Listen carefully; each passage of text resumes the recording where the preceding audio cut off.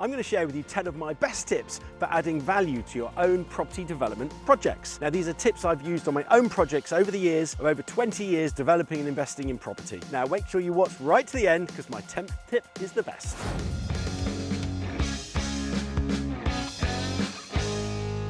Hi, I'm Nicholas Wallwork, CEO of Redbrick and globally published author of Investing in International Real Estate for Dummies. Now, some of the tips and techniques I'm going to talk you through in a moment will make you some significant added value on your site. Others will be a waste of money. You're going to have to handpick which ones might work for your site, and hopefully they're going to be a few tools in your armoury next time you're viewing a potential site to buy.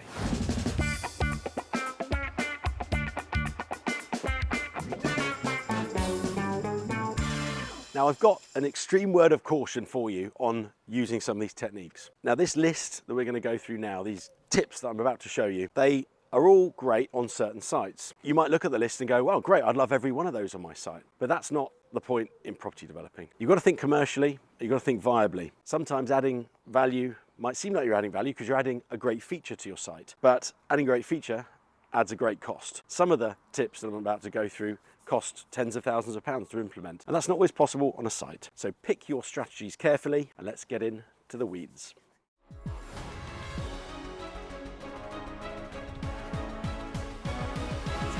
Sit in that one, yeah. Now, my first tip for adding value to your site is actually adding an additional story. The permitted development rights have actually laxed a bit in recent years, in recent months in fact, and that allows certain residential buildings under certain conditions to add an additional story onto them under permitted development rights rather than full planning application. Now, that's particularly useful because it means a cut down process, it means less costs, it means less risk for you doing that kind of development. Now, it doesn't rule out adding an extra story or two with a planning application, and in many cases that can be extremely lucrative. In London in particular, I saw a site the other day which had the opportunity for a whole story on it, and it would have added, I think, around about 7,000 or 8,000 square foot to it. Now, if you imagine in prime central London, that's a whole heap of cash to add to your property development if you can get the planning through. So watch out for those sites that have the opportunity for an extra story. Look around the area at what's been done, get your planning consultant to look at the local policies, local planning applications, see what's been done before, try and gauge if there's an opportunity there or not, but keep it in your arsenal of tools for your next site visit. My second tip is renting additional car parking spaces. Depending on the building you've got, and we do a lot of commercial conversions, we often have an awful lot of parking. Now, sometimes that's not needed. If you're in a highly sustainable location like a town centre, near a train station, near an awful lot of employment, your prospective tenants that you're going to be renting to might not need a car, and it might be a pain to have a car in a town centre location. If you're in London, for example, you have things like the congestion charge and environmental charges now just for driving through London, so it can be very expensive business owning a car in certain city locations. Extra spaces can mean extra cash, and that's particularly important when you're refinancing your site at the end if you're going to keep it. Now, if you're just building flats to sell off, you probably allocate all those parking spaces to the flats when you sell them. There's a bit of value to add there. But if you are renting them out, then you can rent them out to local offices or local places of employment for the workers to use in the day that are cheaper than the sort of daily parking rates you might find in city centres. Now, that income can add up to be quite a bit of money. We've got a site at the moment that's in Newbury in Berkshire, and we have about 40 odd spaces there. We rent those out for about 70 to 100 pounds a space, depending on the sort of market demand at that time. And if the tenants don't take them, and there's probably 5 or 6 of the 40 odd rented to tenants, the rest of them actually don't have parking, so we can rent them to local offices and we get really good rents for them. We've actually had a parking management company contact us and want to rent the whole lot off us. So if you can imagine, say £100 a space times 40 spaces, that's £4 grand a month. That's £48,000 a year. Now, of course, that's a substantial site, but that 48 grand a year on that particular site adds several £100,000 to the valuation of a site. So don't forget your parking, don't forget the value it can bring. Go on places like Parklet and various other online portals that rent and sell car parking spaces. Get your spaces advertised both on those portals and locally, and you could find some extra valuable income to boost the equity on your site. Now, my third tip is all about adding extra floors within your site. Now, that is essentially mezzanine floor levels. We've done this on a few of our office conversions, which have been converted from offices back to flats. And where you've got particularly high ceilings in the building, you're often able to sometimes get a mezzanine up there. Now, mezzanine is just kind of, it could be as little as a bed deck area, but that might free the bed from the main floor space, giving you extra usable space in your apartment. Clever space design can add value, and these mezzanines can add great storage. They can be bed decks. If the ceiling's high enough, they're almost extra floors. Now, there are certain things to concern yourself with when you are doing mezzanines, and that's building control, safety, where the stairs are going to go to get up to them, because those stairs can take up a little bit of that floor space that you've just freed up by going up. But we've been very clever on a number of our developments where we've been able to use the flat space, but we've actually on the mezzanine level been able to go over the corridors which sit outside the apartments. So the mezzanines can actually be bigger sometimes than the floor space in the flat that you've got to work with on the ground floor. When you look at another conversion or a commercial conversion that's got extra height, try and use that height in your development to add extra value. My fourth tip is about selling off part of the plot, or potentially title splitting the plot and having two different assets to sell on. We've done this successfully recently in a care home conversion where we had actually a detached house on site. I call it our free house, where the staff used to work from. Now, we did a light refurbishment on that house, converted it back to residential because it was under the care home use for the whole site, and we did a title plan, cut off a decent sized garden on our title plan and sold off that plot for a good sum of money. And that was fantastic because what that did, it brought down the overall cost of the site.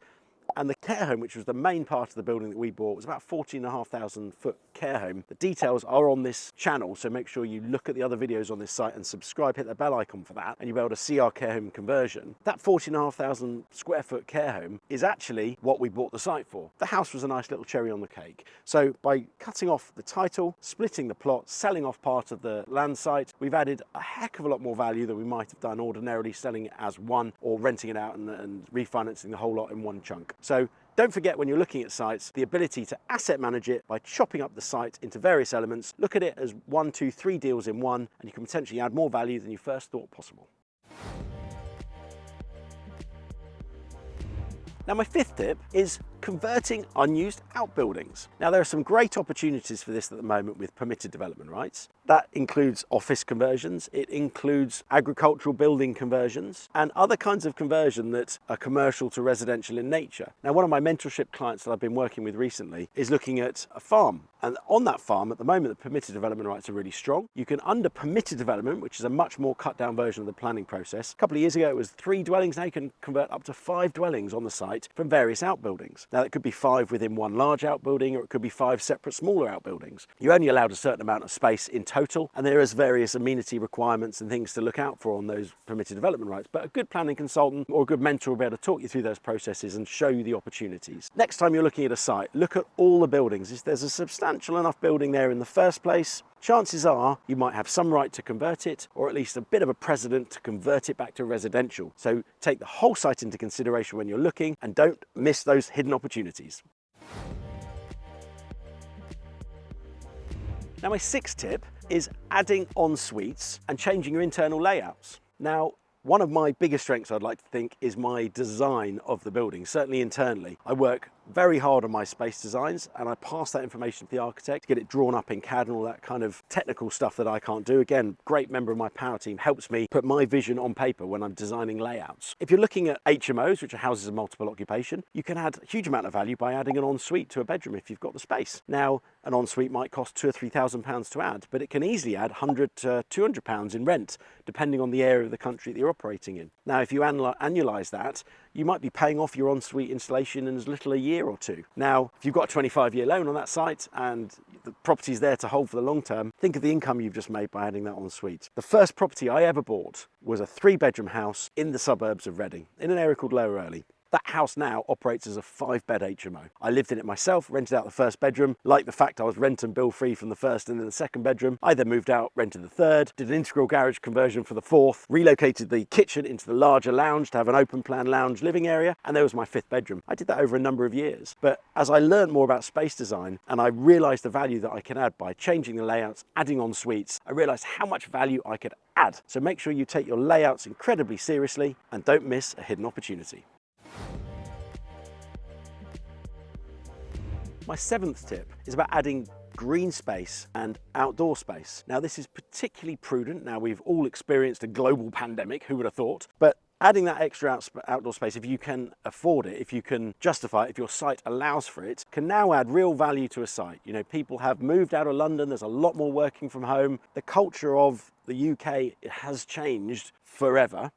And having a balcony, even a Juliet balcony, so that you can open up a set of doors and get some big fresh air into your room, can feel like you're bringing the outdoors inside. Roof lights in a building can really help with that as well, bringing more light, bringing that outdoor feel into your property. So whether it's an HMO adding Juliet balconies, or it's a big commercial conversion where you're landscaping part of the outdoors for communal gardens, roof spaces, roof conversions, putting a nice rooftop terrace on one of the sites. We had that in our site in Red Brick House in Newbury. We've got a lovely big balcony area there we've left open for the tenants to use. Adds great value. If you can't quantify the value, you'll see it in your long-term letting results, because you'll let those apartments far quicker than some of your competitors and you'll have much less voids. So keep an eye out for adding green space and outdoor space to your developments going forward.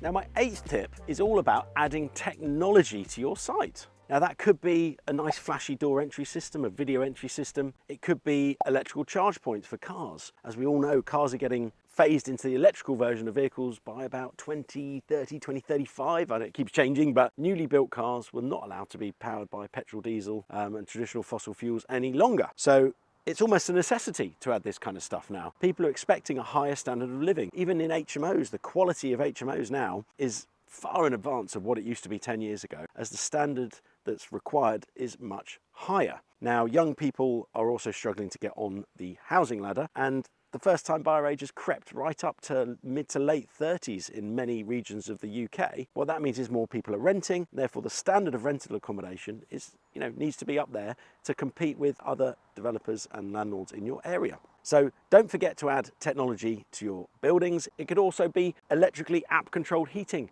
It could be app-controlled lighting. I've got a load of Philips Hue bulbs in a lot of my properties and certainly in my house at home. Great technology. You can add that into a Google or an Amazon device, speak to it, and your lights in various regions turn on. Now, that's not expensive modifications to do, but it certainly adds a bit of wow factor to your own developments. So try and add that little sprinkling of wow factor with technology on your next development.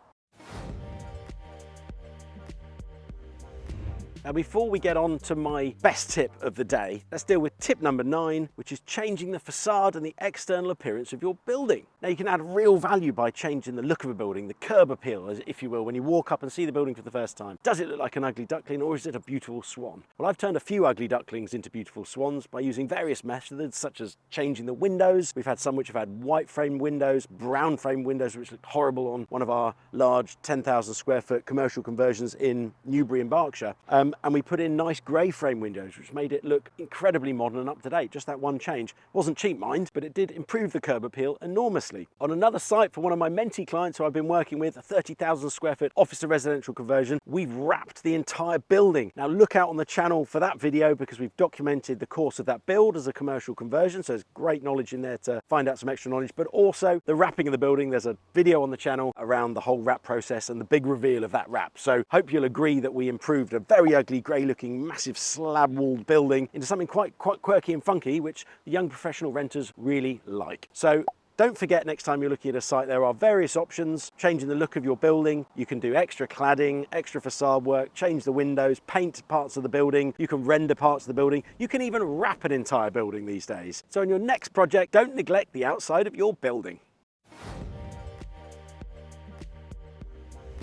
And so here comes my 10th and final tip that we've all been waiting for. And my opinion is that this is the most important tip, and it covers quite a few tips, but I've rolled them all into one topic, and that is change the use of your property. I know you're thinking, oh, it sounds obvious, change the use of the property, that's what property investing is all about. But whether you're getting into property or you're an advanced investor, don't forget that the exit options, and they're the ways you either sell your site for a different use or you rent them a different way at the end, that is the most important thing by far, how you can add value to a site. I've worked with lots of mentee clients, mentoring them through their property investment journey, getting them going or helping them expand their portfolio or go into a different strategy. And they're not familiar with those different strategies. Commercial conversions, for example, is a huge area of expertise and detail that unless you've done it for many years, you just will miss certain things. Likewise, serviced accommodation, that's a whole business in itself. You've got the way HMOs can be used. Those can be used in subdivided uses as well. It could be a student use, it could be a young professional use, which is what we tend to do, or it could be a housing benefit style use. So there are lots of subclasses, subdivisions of how you might use a property. A lot of those will require planning applications to change the use of the properties. Some will, some won't. But understanding all the different strategies out there, you'll be able to have multiple exit options, which ultimately reduces the risk on your site. So look up the various videos on this channel. Please subscribe and hit the bell icon. You will find more information on numerous of those strategies that I've tried and used in my career. I talk about